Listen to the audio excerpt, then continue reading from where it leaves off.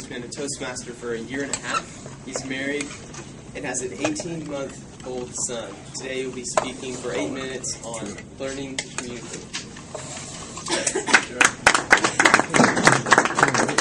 Good morning. My name is Bryant Phillips. I'm 31 years old, and I'm learning to communicate with my wife. Now, you must understand, I come from a long line of Phillips men who don't do this all that well. We, quite frankly, have really never seen the need.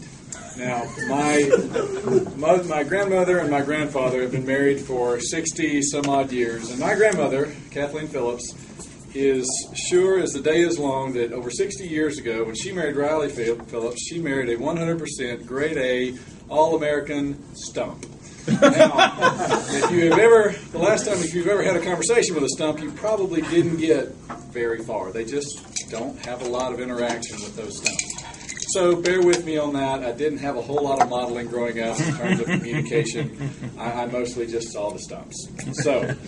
But I'm trying to learn how to do this. Now, other than the fact of just simply being an introvert and not having a lot of words to begin with, some of you can relate to that, I've also seen that in my own life, there are just some attitudes that I have, and I've seen them kind of in other people, that really, for me personally, have really hindered communication with my wife. There's 3 of them that we all have, and I've really watched, really not only just kind of tear down relationships, but as far as communication goes, really hurt those. One is just, I am very natively selfish. I'm sure none of you can relate to that at all, but I just really want my own way. I really want my own way. And I can see this a lot in terms of serving my own interest in my marriage.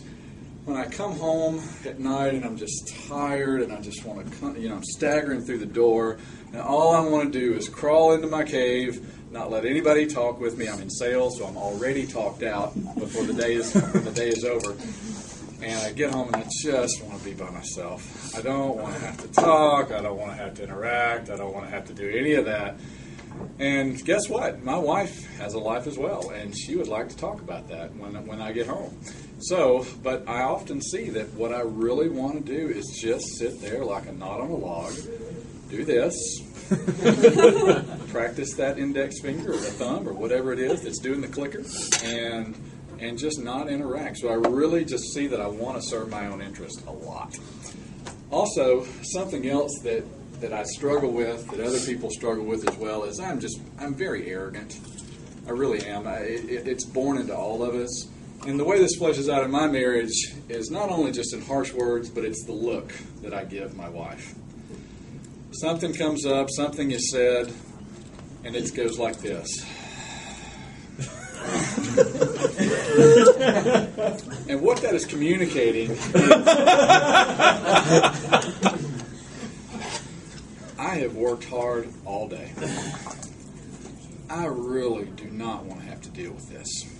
Now, I thought we just killed this rabbit last week. Why in the world are we having to deal with this again? What I'm really saying is, why do I have to deal with this again? Because I don't feel like I deserve to have to do that. Because, after all, I work hard.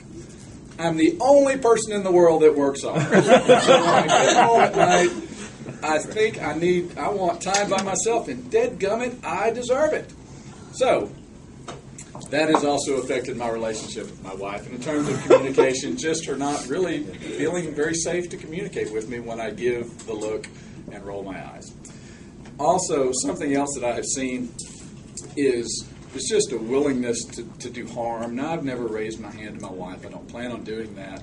But one thing I will do is I will try to win the arguments. And if I have to say things in just such a way that she dadgummit knows I'm right, I will do that. Because I think I want what I want. I deserve it, and I will hurt her to get it. Even if it's just saying just the right thing at the right time, my way.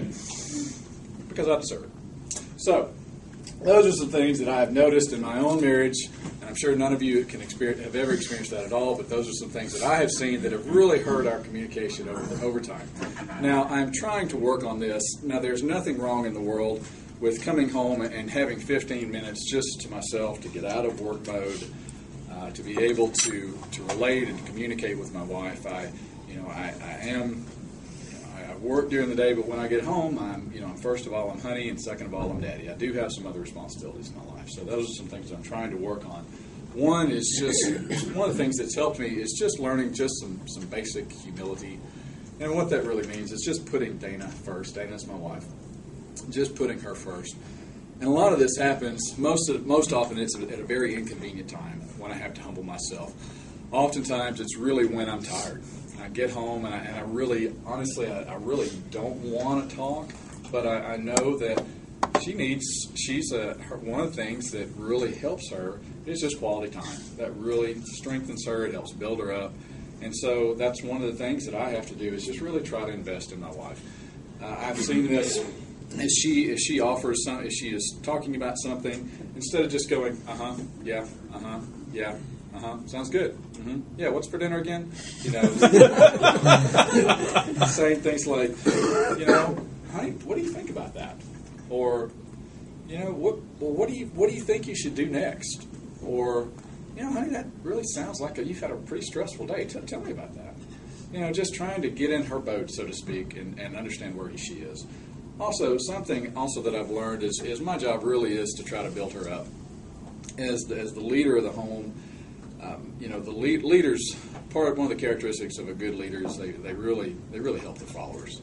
And as the leader of my house, one of my job really is to help my wife and encourage her and try to build her up. And part of leading is serving. You really lead through serving. So just sacrificing my time and sacrificing my interests so that she grows. That's one of my jobs. And also another thing is just assuming the best and asking questions. Sometimes things get said at just the right time that just stick right in you. And the first temptation is just to get back, and you're ready to, you're bristled up. If you're a guy, you got the fight or flight thing going, and you're just ready to attack. One thing I'm trying to learn is if I'll just step back and come back a few minutes later and go, sweetheart, when you said this a minute ago, it kind of sounded like you were saying this. Is that what you meant, or did you mean something else? Just stepping back, assuming the best, and asking questions. Most of the time, she has no idea that anything has been said, and there was no intent behind it. And if I'll just step back, it really kind of pours the water on any fire that could have developed, and we're able to communicate after that. So these are just some very simple things that I'm trying to implement in my own life. I'll always deal, as all of us we'll always deal with those other three. We're always going to be selfish. We always feel like we deserve things, and we've all got a propensity to hurt people if necessary. So those are some things that I'm working on. As a recovering stump, I would encourage you to not be a stump. Do yourself a favor.